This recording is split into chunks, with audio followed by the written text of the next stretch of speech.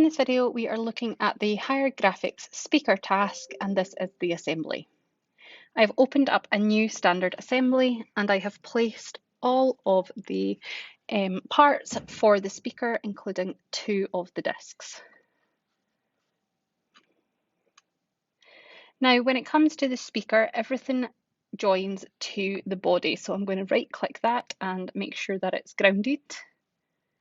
And we're going to attach the front to the body, so you can see that I have selected constrain and I'm doing one side of one of the little tabs to the other side of the tab, pulling out the speaker so that I can do the front face to the inside face of the front. Next, we want to make sure that they're in alignment, so I'm going to change the constrain to align, and I'm going to align the top of the front to the top of the little tab and press OK. And we can see here that the speaker front no longer moves. Next, we're going to do the discs. So I'm just moving the discs roughly in place. I'm clicking constrain and I'm going to do the center of the disc to the center of one of the little holes so that one of them has lined up. Now you can see that mine is facing the wrong way, so I'm just holding down G on my keyboard to turn it roughly the correct orientation, and that means that it's facing the right way.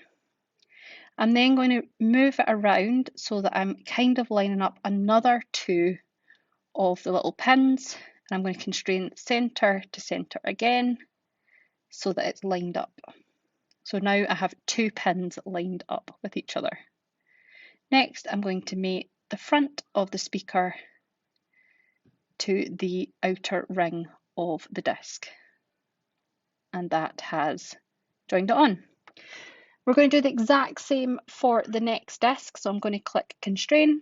I'm going to do the center of one of the smaller circles, find the center line, to the center of one of the pins, press OK. I'm going to drag it out and press G on my keyboard to rotate it the correct direction.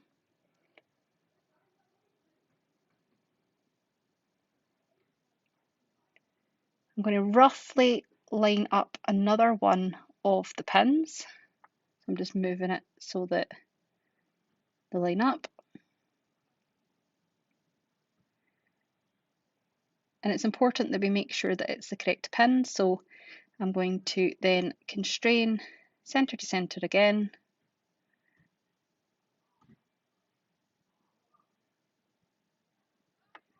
And press OK, and then mate the front of the speaker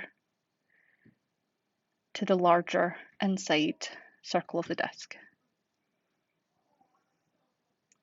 Last but not least, we have to put the rod on to the speaker, so I'm just moving it closer to make it a little bit easier.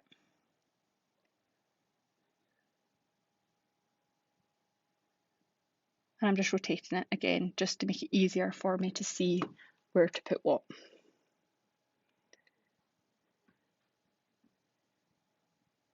I've then center aligned one of the parts of the rod to the back casing of the speaker, center to center, and then I'm going to align the top of it so that it fits in. So you can see here that one of them is fully fit in, but the other one is still moving. So I just need to constrain again, the center to the center, and press OK. Now, I've just accepted the relationship, and you can see that when I move it, it does move. So if you do have an error, just click accept the relationship, and that moves it together. And you can see here that the speaker is now fully assembled. So we're just going to go up to the big eye, go to Save As, and save it to our OneDrive.